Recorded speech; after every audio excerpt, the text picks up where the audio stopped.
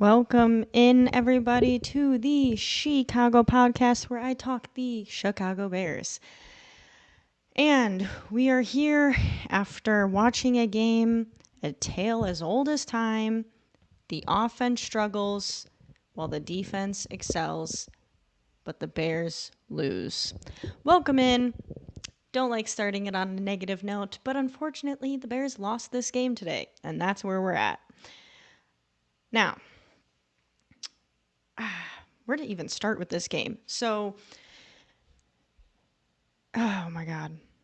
I'm still reeling. I started recording this podcast immediately after the game, and I'm still comprehending the entire thing. But yowza, that was a stinker if I've ever seen one.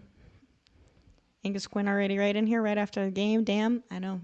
I'm like that. But holy cow. Look, there's positives and negatives to take away from this game today. So obviously, I live tweet the game. If you don't know that, follow me on Twitter or now called X. I do live tweet the game.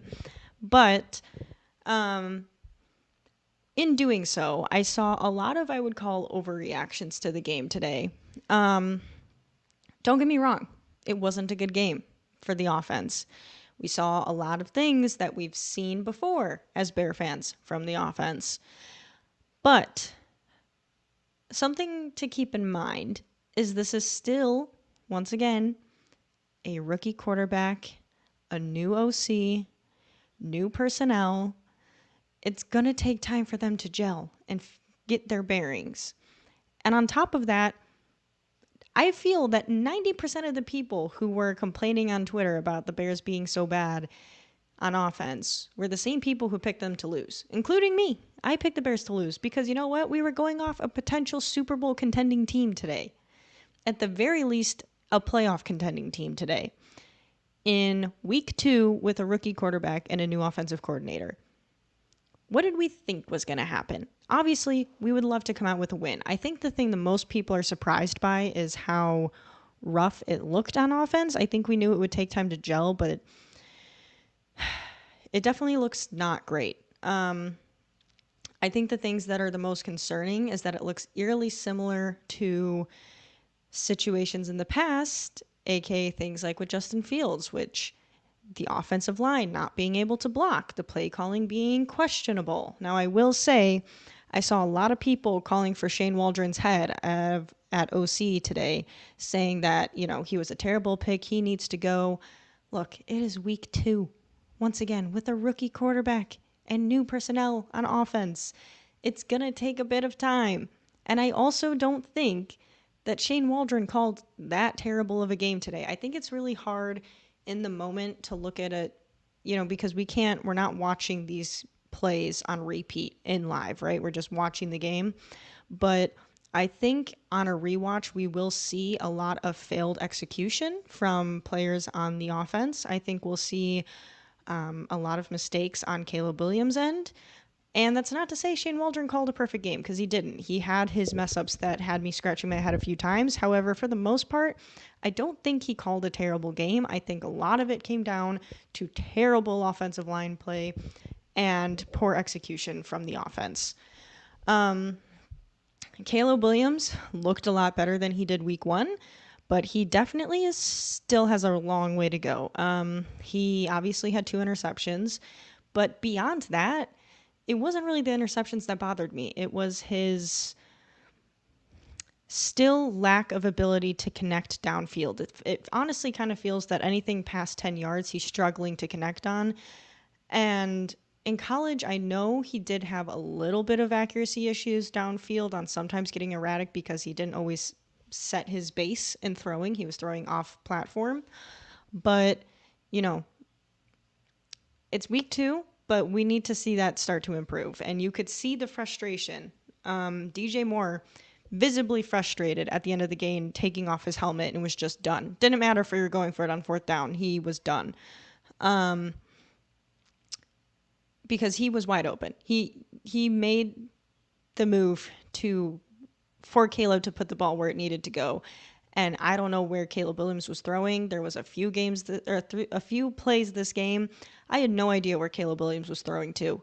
On the last play, the fourth down, he threw it to Rome Odunze before Rome Odunze even turned around yet. So I don't know if it was supposed to be an over the shoulder that was way short, or if he was doing the wrong, I don't know, wrong route. I don't think Rome was. I think Caleb was throwing the wrong route. But yeah, Caleb Williams was far from perfect. He was improved from week 1, but definitely not a finished product. But this offensive line, terrible. This offensive line is actually abysmal. I've been saying I was concerned about it from week 1, but this is actually like even worse than I thought it was going to be. I know the Bears are going to address the trenches this offseason, at least one would assume. But 3 years in of Ryan Poles being GM and this is still our offensive line, concerning. Let me pop into the comments here quickly and see what we have other people saying. This is on the coaches. I agree slightly. I honestly, I feel a little bit as Bears fans, it's our default to either A, blame the quarterback, or B, blame strictly the coaches. But I really feel like a lot of the issues here lied on execution. I could be wrong. I have to watch the game back again. I have to watch film breakdowns from people smarter than me about the game and see what they have to say. But it felt like a lot of it came down to the offensive line not performing and honestly bad decisions or bad execution by either the quarterback or the talent around him. So hard to say. Horrible play calling. See, I disagree. I don't think it was horrible play calling. What's up? The Texans fan is here. Coaches can't adjust. See, the thing that's hard to say about that is it's really hard to call a good offensive game plan when your offensive line can't do anything. Our run game wasn't established. Our passing game was semi-established, but Caleb Williams still struggled with some accuracy down the field. And I genuinely don't know if that's just him, like, some of it was just underthrowing things, some of it was not setting his feet, and some of it was just like, was he thinking it was a different route? Like, he wasn't even throwing it near the receiver, which made me think that he was not on the same page. I don't know, but that's a whole different topic. It was a good game. It was an okay game. It was honestly quite boring. I will say, from a Bears fan perspective, a positive note to take from this, Bears fans, if there is one to take, is that almost 90% of us picked the Texans to win. The Texans did win, but had the Bears gone down and scored on that last drive of the game, it would have been a Bears win. A messy win, again, but it would have been a win. So we were that close to beating a team that most likely is going to be in the very least playoff contenders, if not Super Bowl contenders. And it's week 2. So I do feel that I understand the overreactions and I'm trying to prevent myself from jumping off the deep end. However, I really do think it's worth taking a breath and realizing that, all things considered, rookie quarterback, new offensive coordinator, new personnel, week 2 in the NFL, against a playoff contending team. Not too shabby. It was not a pretty game. It was not a good game, but look what our defense did. Our defense held the Texans. They held them. If the offense would have been able to figure out how to play football, we honestly had a good shot at winning the game. And we even still did, all things considered, up until the last minute of the fourth quarter. So there are some things that we can hang our hat on here. However, the offense needs to get figured out.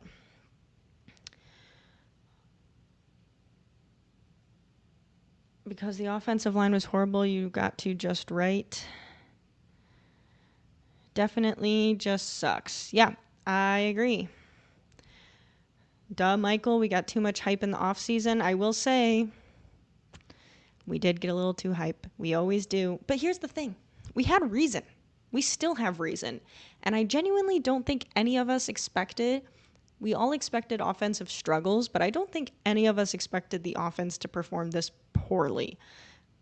For Caleb Williams to perform this poorly. I mean, I know a lot of it is on the offensive line, but some of it is also on Caleb. Caleb has not been great his first 2 games. Still has yet to score his first touchdown in the NFL. He looked a lot better than week 1, but he's got a long way to go. But let me get that out of here. Okay. So, it was a tough game.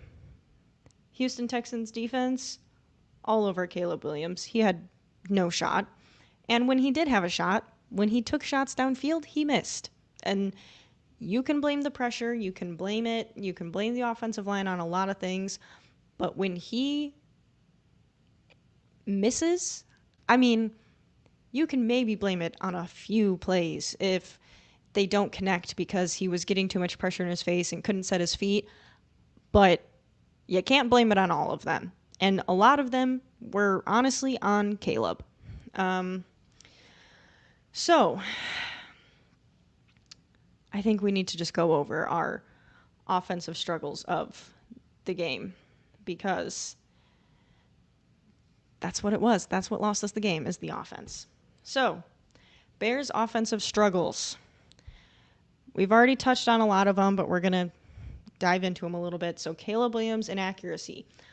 Like I said, much improved from week 1. My biggest concern right now, and I am not saying he's an inaccurate quarterback or that we're doomed or anything like that. I think Caleb Williams is accurate. He proved that in college.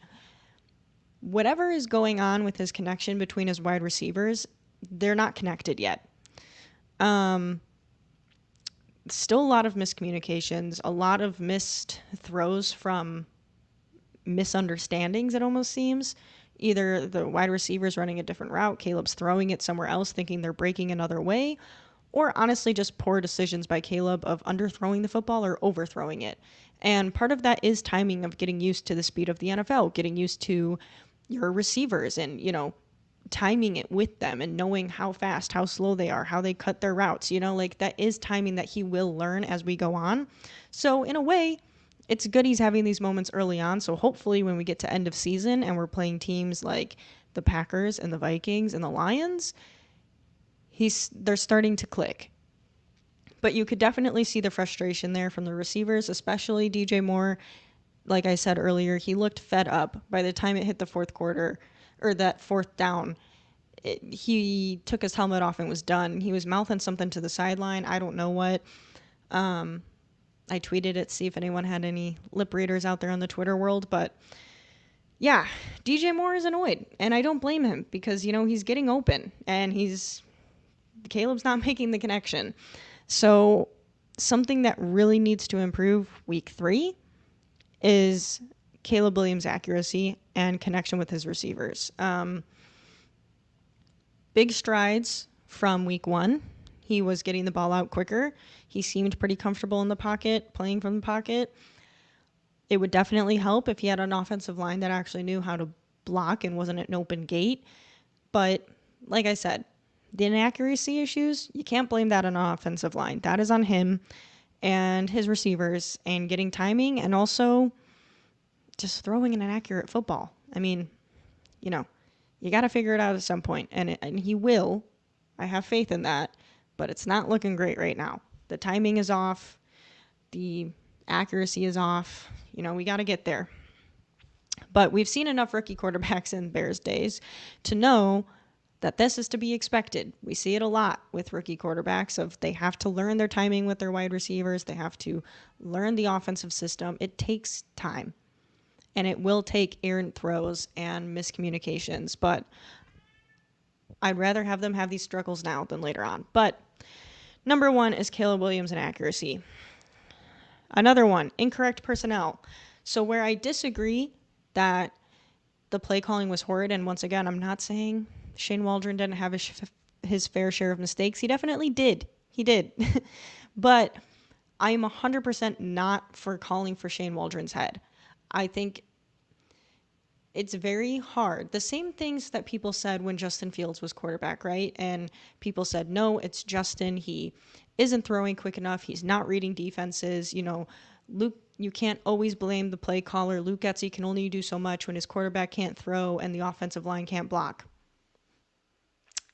Guess what's happening right now? Now everyone's blaming the play caller when I think it's pretty clear We have a very big issue on offensive line, and we had some issues with execution by both the quarterback, the running backs, the tight ends, the wide receivers, by everybody.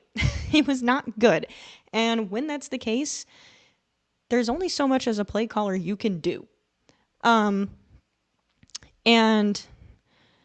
I do think the reason that we were trying to do screens, and even though I disagreed with some of the calls, is because our offensive line couldn't block. We couldn't take shots downfield because either A, the offensive line would sack Caleb before he could throw, or B, Caleb Williams wasn't making the throws. So I don't know. I agree that the play calling wasn't amazing, but I'm not ready to call for Shane Waldron's head in week 2. And I also think we have a lot of other issues besides the play caller to work on. But when it comes to personnel, I do agree that we weren't using our personnel efficiently with the plays that we were trying to use. But once again, I would like to see what people who are smarter than me, when they break down some film, say about the certain play calls and what's happening. Because I know, for example, we all want Cole Kmet in the game more, but Caleb, 1, also has to throw it his way if he's an open receiver.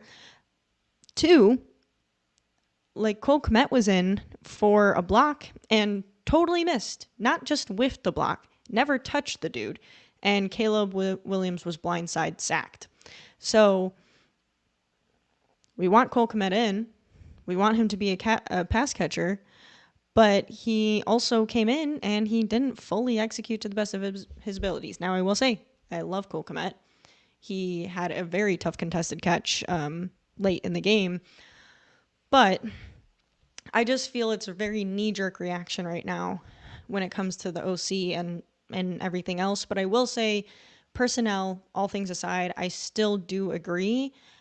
I would like to see improved. I do think, once again, it was improved from week 1. We did see a little bit of Cole Kmet more. We saw a little bit more usage of the tight ends. But honestly, it's hard to evaluate because we saw so many plays just blown up because our offensive line couldn't do crap. I also question a little bit the running back room in the sense of DeAndre Swift sometimes seemed like he was running into traffic versus away from it. It seemed like he was making the wrong cuts at times, and I'm no expert, but watching it, and during the game I also saw someone point out, who was it, Kyle Long or someone else, point out about how DeAndre Swift kind of made himself an open target because he didn't follow his blocks from his offensive linemen. So I do also question if DeAndre Swift is used to playing behind a very strong Philadelphia offensive line and realizes that he doesn't have that here. And he has to find the open gaps and just take them and follow the play because we don't have an offensive line that is going to push you through. So that's what we got for incorrect personnel. I will catch up on some of the comments here quickly too. Every season it's the same BS. I will say it's definitely a little deflating.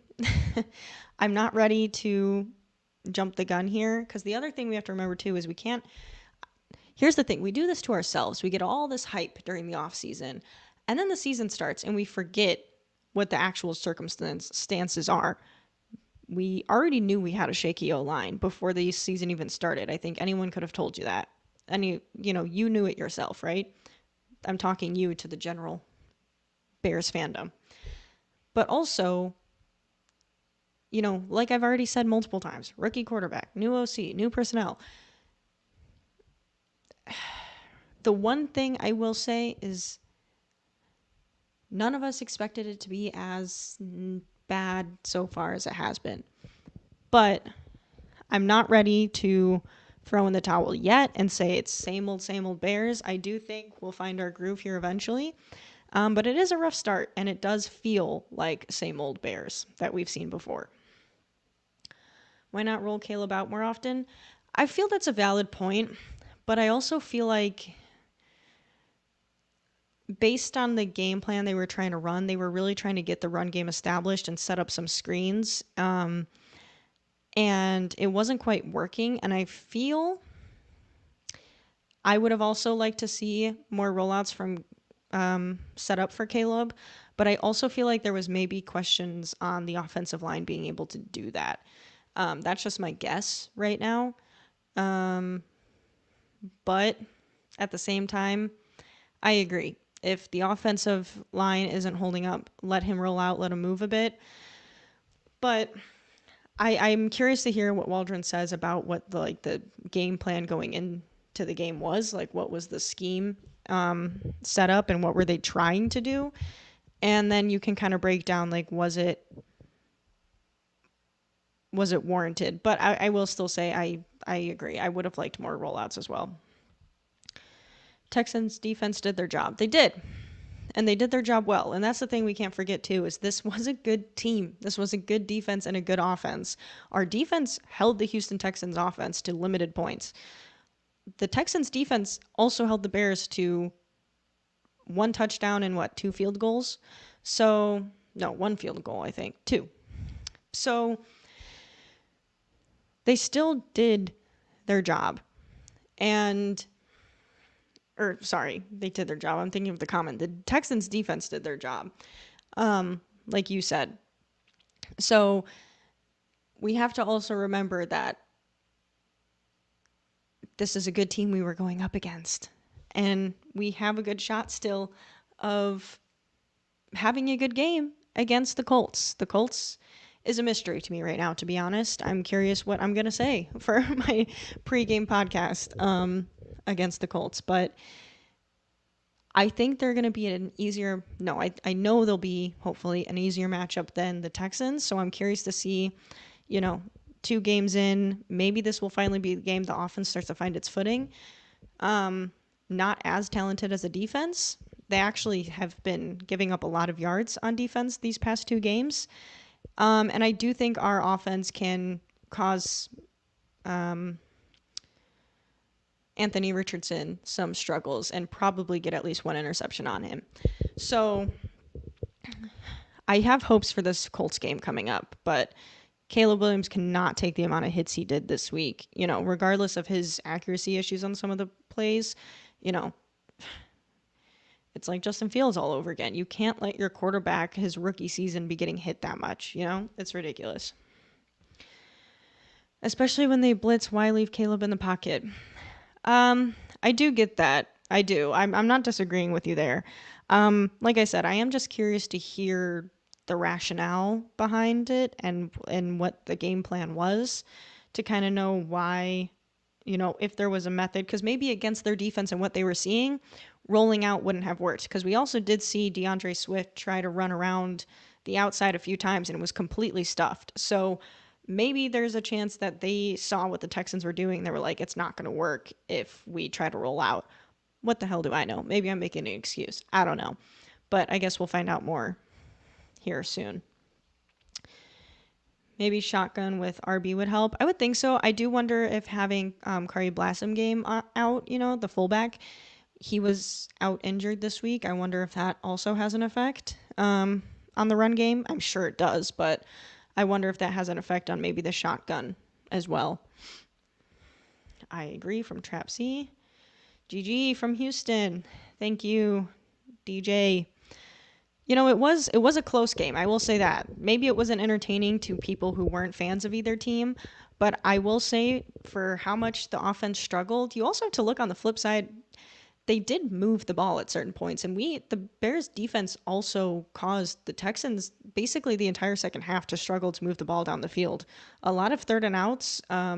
There was a fumble. The Bears defense did their job against CJ Stroud and their offense. So I don't know. I think it was a close game, and it honestly came down to 1 minute in the 4th quarter, which is pretty good. It's just disappointing seeing what we see from our offense, but have hopes. Good game. Only 2 weeks into the season, and this offense is hard to watch, but it's still early. Hopefully it gets better. Agreed. It's not fun to watch right now. It's definitely not. But you even saw this is me being optimistic, right? Because it's really easy to be negative and everyone needs to be fired after a loss. But against a playoff contending, hopefully potentially Super Bowl contending team, not too shabby. The offense did make improvements from week one. Caleb Williams made improvements from week one. And we were going against a really tough defense. 2 tough defenses back to back, week 1 and 2. It's not an easy schedule there for the Bears offense. So that's why I'm hopeful that coming up, we play the Colts, we play an injured Rams team, and then we play the Jaguars, who also don't have a great defense. I have hopes, and then we play Commanders. I have hopes that in that time, the offense will start to find its groove. Then we have our bye week where they can really reconvene and see what's working, what's not, what do we got to work on. People can get healthy for a week, and then we come out ready to go for that gauntlet coming up in the second half of the season, which is more so proving the case on why, some people were saying, I think including me, that having 90% of all of our division games the second half of the season was a good thing for Caleb, because imagine this offense right now going against the Vikings, the Packers, and the Lions. Like right now, he's getting all his rookie moments out of the way. The OC is getting his play calling figured out and his personnel figured out early on in the season, and the team is getting their shit together early on in the season. So now is the time to have their struggles, because we can reconvene at the bye week, get some wins here and there, maybe against the Colts, maybe against there's a chance we could win against the Colts and the Rams and the Jaguars and the Commanders. And no one's going to care about this week 2 game anymore. But there's definitely winnable games on our schedule until the bye, and then we reconvene at the bye and have a better second half of the season. But so not all hope is lost. I'm happy for Justin. Yes, I do want to say, guys, I try not to make anything about Justin versus Caleb, because I don't think it's that. I like both quarterbacks. Caleb Williams is the Bears quarterback. I'm a fan of Justin Fields. I will always root for him and want him to have success. Also, as Bears fans, we should want him to, because we get a higher draft pick if he plays. But it's time to put some more respect on this man's name. Justin Fields had himself a game today. And on top of that, we saw some of the similar struggles that he went through. And I know you can make the argument, well, year 3 Justin versus week 2 Caleb. I get that. But I'm just saying, the offensive line being shit, that's continuous. That's no matter who's the quarterback right now. And if you want to blame play calling, then you could blame it on Getzian, you could blame it on Waldron, and see, good luck, quarterbacks. So, yeah, I don't know. It's also hard being a Bears fan, rooting for Caleb Williams and seeing your past quarterback go out and have a good game today. Now, he didn't have an amazing game, but, I mean, he played pretty well, and he had an insane... If you guys didn't see it and you don't follow anything Justin Fields, just go check out his passes, the 2 passes that were called back, either from a flag on the offensive line or a flag on offense interference or something. They were insane throws that were called back. But I know there's a lot of people who are like anti-Fields now. You do you. But he had a great game today, and I just think everyone who is saying the quarterback is the solution and all these weapons are going to make it, and Caleb Williams is going to make the offensive line better because he's got a quicker time to throw. Caleb Williams got the ball out relatively quickly today and was still sacked like 100 times. So I don't know if that argument still stands anymore. And, respect to Justin for putting up with it for 3 years. That's all I'll say. Screens. Shaking my head. Didn't we have an issue with screens back in the day? We did. I don't want to see more screens. But like I said, I'm curious on what the scheme was going into it against this Texans defense. I have an inkling of what they were probably trying to do, and it just wasn't working. And I honestly think the offensive line is to blame for a lot of that. And even if you look at some of the throws that Caleb missed, had he connected on that throw late in the fourth quarter, DJ Moore, we might be talking about a Bears win right now. Had he made a few other connections he missed with DJ Moore in this game, we might be talking about a Bears win right now. So And some of those, it seems like every time the Bears have tried to push the ball downfield, Caleb Williams cannot connect with his wide receiver. So it's not like we didn't take shots downfield. We did. Caleb just didn't make them. Tressman. Oh, God. Let's not talk about Mark Tressman. We need to establish our run identity. I agree. Our run, that's a big factor in why we lost as well. This run game, non-existent, which brings me back to my point here. No run game and terrible O-line playing. We've kind of covered both. But, yeah, the run game being non-existent is also a problem because now you rely on the passing game to get you there. And without an efficient run game, it's just not a balanced offense. And right now, our run game is not efficient. And I honestly would like to see Shane Waldron give more of the hot hand to Khalil Herbert because Herbert scored the touchdown. Herbert has been here. And I honestly feel you have a better shot at change of pace and messing up the defense by switching between Herbert and DeAndre Swift for getting the ball carries. But like I said, DeAndre Swift sometimes makes, in my opinion today watching, it seemed like he was making some of the wrong decisions on where he was running that resulted in a loss of downs that could have been picked up for gain. I still think DeAndre Swift is a great running back, but when our offensive line isn't giving the push it's needed, I really do think letting Khalil Herbert run with the ball a few times and, doing some hard-nosed running back, knocking people out of his way. And he's also good at knowing this offensive line and knowing where the breaks are. So I would really like to see Khalil Herbert get involved more. But, yeah, in general, our running backs need to actually get involved and establish a run game.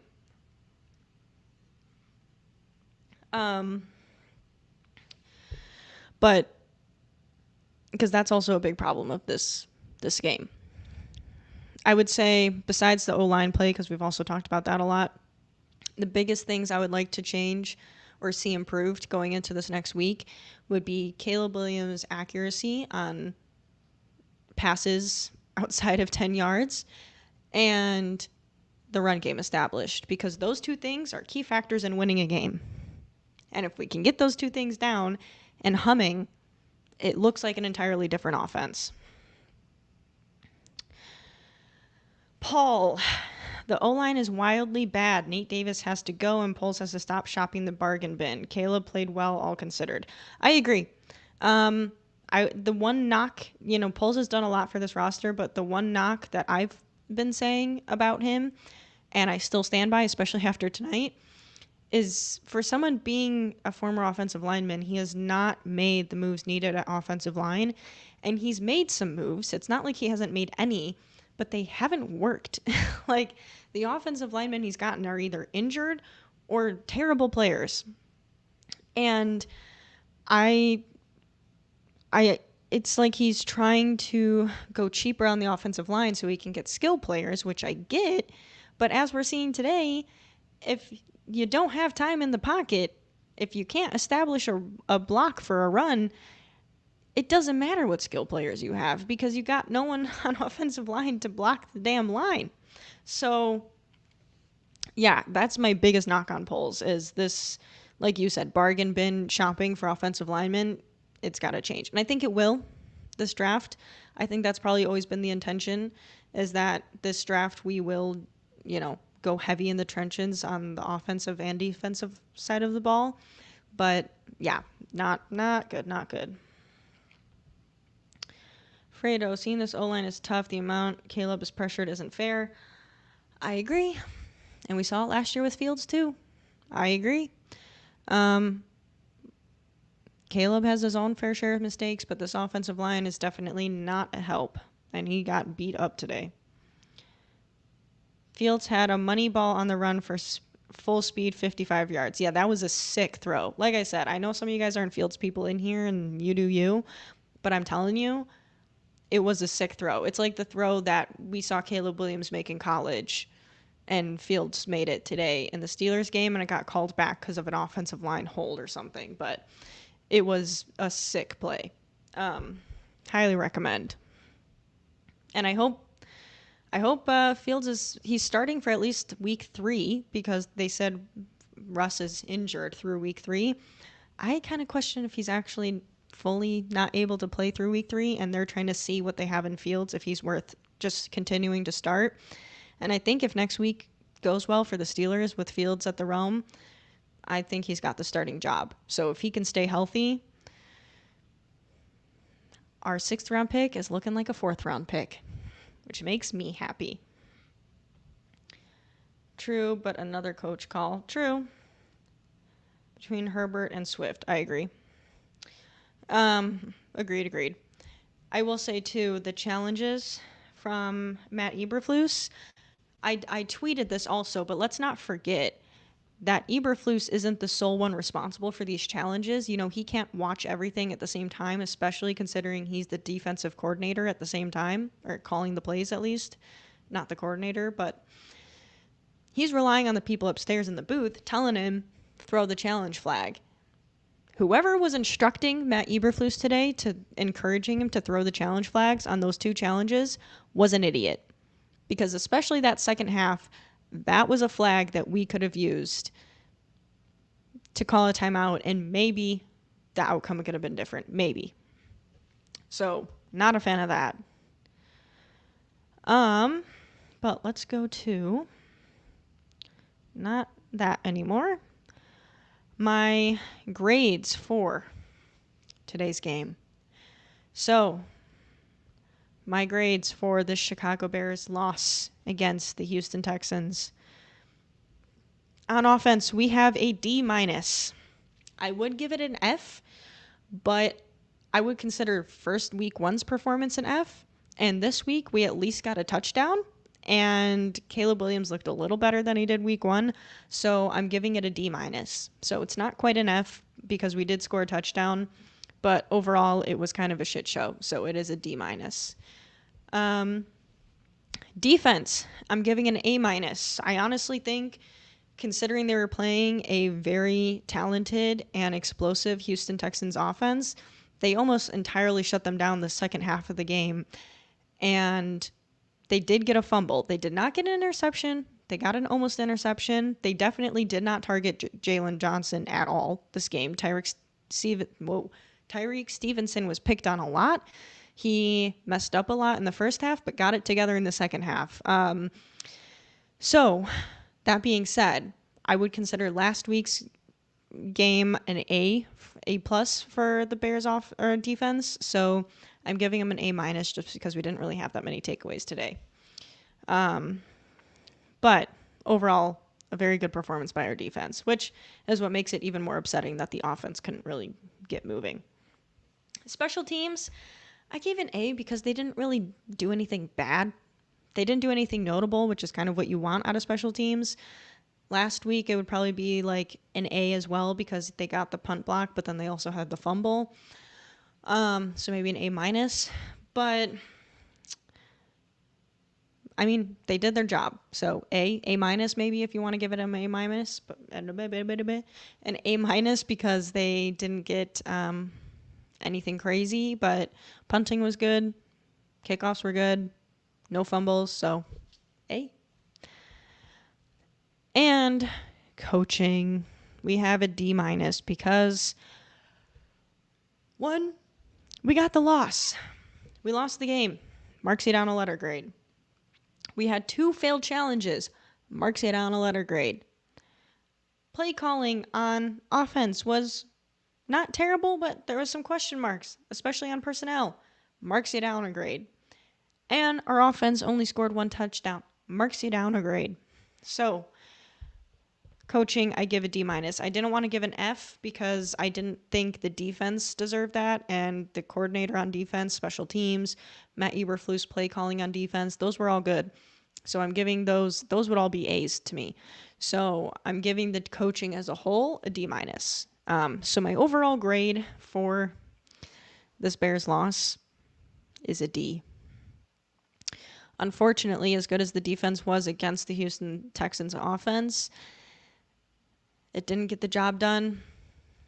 They still allowed points on the board, even though, basically none the second half, but still. and the offense was abysmal. So, Bears have a D letter grade from me for this Bears game. Wah, wah, wah. Definitely shit show. Yeah, it truly was. There's no nice way to put it. It was not, the offense was not a good game. But like I said, I'm not in full panic mode. I know a lot of people are. That's just not where I'm at yet. I'm not ready to be in full panic. And I think this team has room for improvement. I think they will improve. We have a long way to go. God, sorry. It's almost midnight. So this might not be as long as of a typical, geez, I can't even talk straight because I'm tired. This might be not as long of a normal podcast because it is almost midnight and I unfortunately have work in the morning. But overall, disappointing, a loss, but a loss we all kind of expected. Not the offensive performance we expected. However,